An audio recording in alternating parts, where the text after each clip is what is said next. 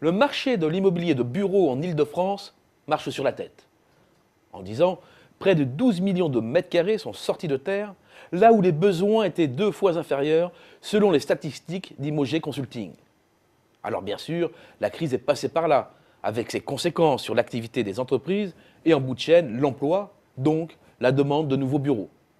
À cela s'ajoutent des entreprises très soucieuses de limiter la facture de leurs locaux, préférant la prudence plutôt que d'investir dans de nouvelles installations.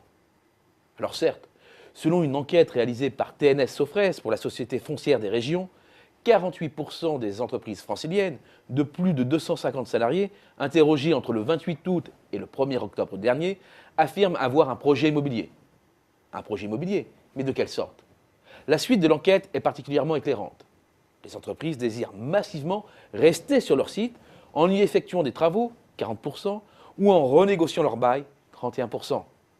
Ce n'est donc pas le signe d'une volonté très poussée de ces entreprises à vouloir se mettre en mouvement à proprement parler, mais bien plus celui de maîtriser leurs coûts. Pour preuve, à la question la maîtrise des coûts immobiliers sera-t-elle un enjeu plus important ou moins important qu'aujourd'hui dans les choix d'une localisation, 73% répondent par l'affirmative, 25% ni plus ni moins et 1% moins important. Résultat, sur les 9 premiers mois de l'année, la demande placée en Île-de-France, c'est-à-dire l'ensemble des transactions destinées à la location ou à la vente stricto sensu, donc hors renégociation de bail, et des ventes réalisées auprès des locataires déjà en place, a chuté de 27% à 1,3 million de mètres carrés.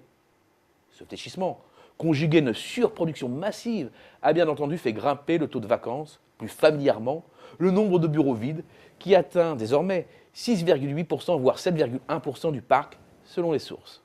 Alors certes, ce n'est pas le pic de 10% atteint au milieu des années 90, mais il retrouve son dernier sommet du premier trimestre 2011. Bilan, 3,8 millions de mètres carrés environ sont ainsi directement disponibles en Île-de-France, c'est un plus haut depuis 1997. Avec un tel palmarès, rien d'étonnant donc à ce que les prix de vente et les loyers soient en baisse. Ces derniers sont passés de 321 € par mètre carré au troisième trimestre de l'année dernière à 311 cette année, soit un recul de 3,1% selon une étude de Knight Frank. Mais cela n'est que l'écume des vagues. Ce n'est que la valeur faciale qui ne prend évidemment pas en compte une pratique maintenant bien répandue, celle des franchises de loyer, qui atteindrait de 2,5 à 3 mois par année d'engagement. Et pour 2014, avec des permis de construire supérieurs à 1 million de mètres carrés selon le ministère, la pression ne va pas se relâcher. Et c'est là tout le paradoxe de l'Île-de-France. D'un côté, il y a un marché immobilier de bureaux doté d'une offre surabondante, d'une demande apathique, de prix et de loyers en baisse. Et de l'autre, un marché du logement avec une offre totalement insuffisante face à une demande en hausse, des prix supersoniques et des loyers inabordables pour la majorité de ses habitants.